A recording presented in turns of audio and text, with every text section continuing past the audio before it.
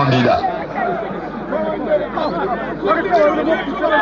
Comme toujours, j'ai toujours pensé que le développement et l'amélioration des conditions de vie des populations dépendaient pour beaucoup dans cette partie du continent de la paix. J'ai toujours été un homme de paix. Et pourtant, on pourrait s'étonner que quelqu'un qui est un militaire puisse mettre en avant la paix. Mais justement, les militaires connaissent le prix du sang et ils savent ce que c'est.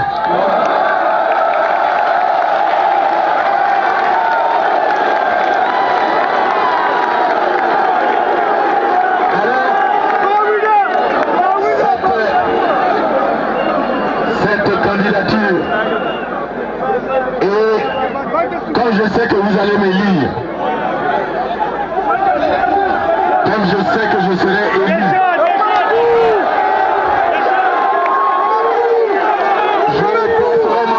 je placerai mon mandat sous le triptyque apaisé, rassuré et rassemblé.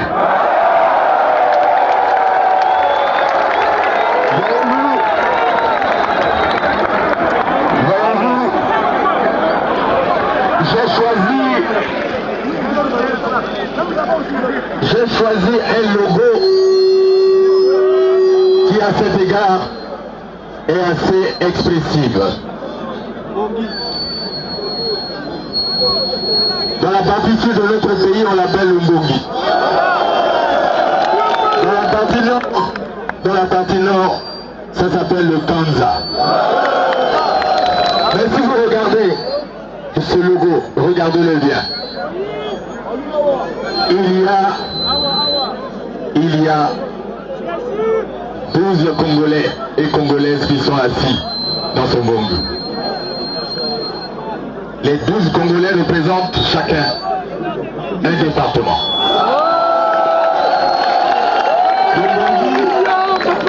Le Mbongi, c'est le lieu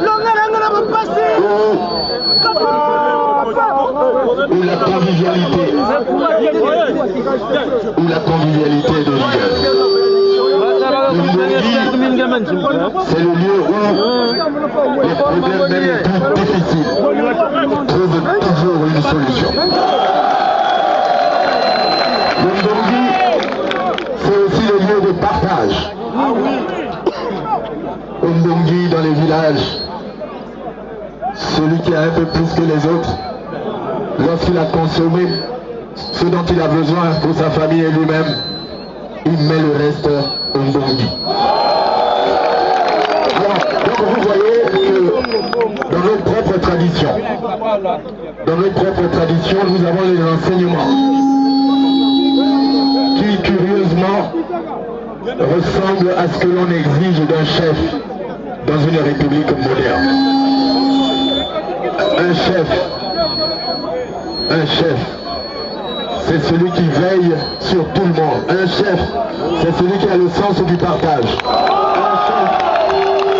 Un chef, c'est celui qui pour les autres est une référence. C'est un miroir à travers lequel les autres se retrouvent. Moi, je serai ce chef-là.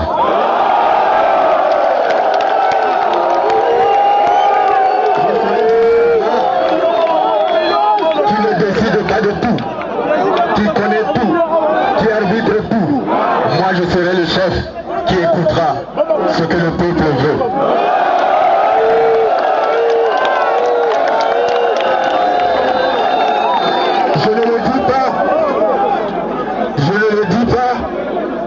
Je ne le dis pas par démagogie parce que je suis en train de solliciter.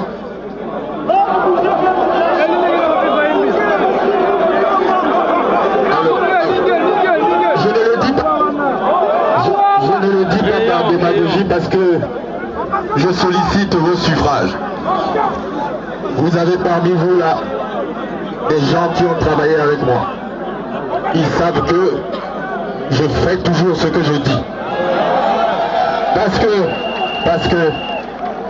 que avant d'être exigeant avec les autres, je le suis avec moi-même. Alors, la nouvelle République qu'ensemble nous allons refonder se basera sur des valeurs et non des anti-valeurs comme on nous en a souvent servi.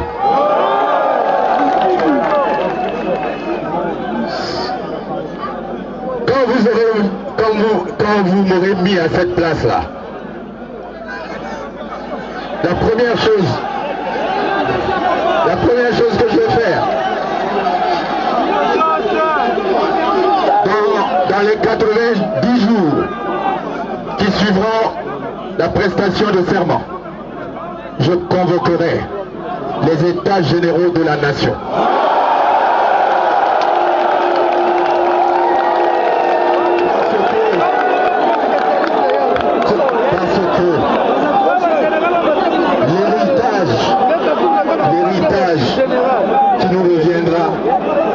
Demandera beaucoup d'efforts de la part de tous.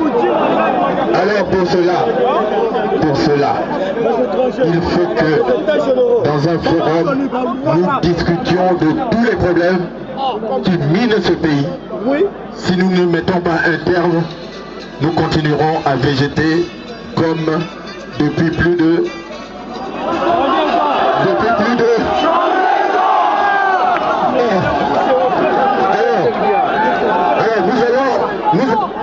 Au cours de ces états généraux, discuter de tous les problèmes sans éviter un seul.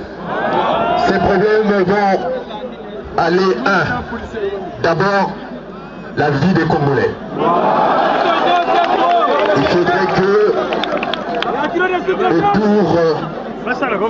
autour d'un consensus national, nous regardons le problème de nos ménages. Parce que mon observation, vous savez, moi je suis resté chômeur pendant longtemps. Mais chômeur dans le vrai sens, hein.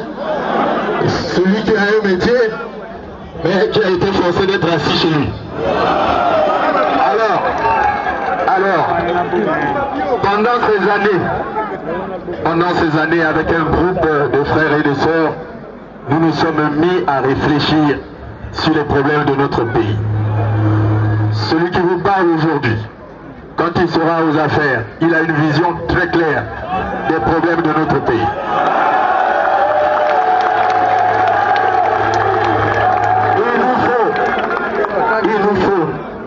Il nous faut trouver le moyen de soulager les souffrances de nos ménages, les souffrances de nos mamans.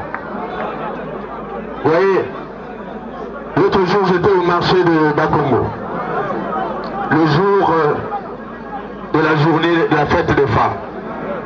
Sur 100 personnes que j'ai rencontrées au marché, je pense que 90 étaient des femmes qui travaillent au marché. Et j'ai discuté un peu avec eux, parce que la campagne, c'est pas seulement venir parler, mais c'est aussi écouter. Écouter les souffrances des gens pour que demain, lorsque vous prendrez les décisions, ces décisions soient en adéquation avec la réalité.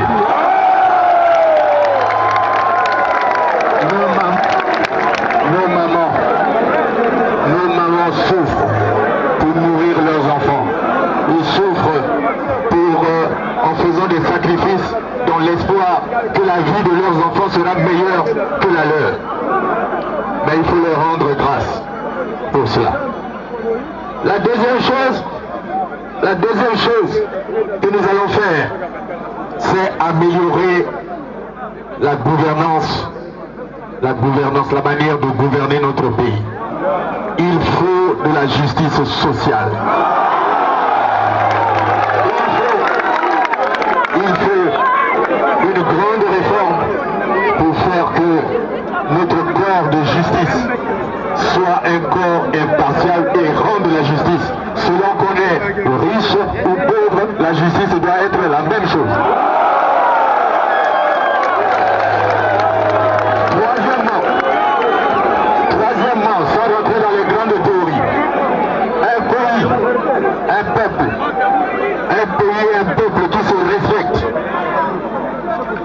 ces dirigeants doivent avoir un pays et un peuple qui se respecte et qui veut être respecté. Ces dirigeants doivent d'abord eux-mêmes respecter leurs paroles. Deuxièmement, ils doivent respecter leur signature. Parce que dans notre combat pour construire le développement, nous aurons besoin des entrepreneurs nationaux. Nous aurons besoin des entrepreneurs privés étrangers. Nous aurons besoin des partenaires. Il faut que tout ce monde-là trouve un gouvernement sérieux, qui respecte sa parole, qui respecte sa signature, qui respecte ses engagements. Je suis sûr que ici à Pointe-Noire, berceau de notre économie, la porte d'entrée de l'international au niveau de notre pays. Je suis sûr que le monde d'affaires ici à Pointe-Noire est très malheureux pour plusieurs raisons.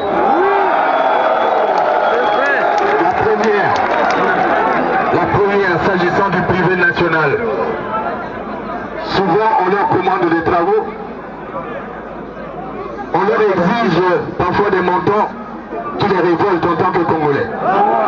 Mais comme ils doivent survivre, ils sont obligés de passer par ces caprices-là. Première chose, malgré ça, lorsqu'il s'agit de les payer, les autorités commencent à tergiverser. Ce qu'ils ne savent pas, c'est que ces entrepreneurs ne travaillent pas tout seuls. Ils travaillent avec des chefs de famille.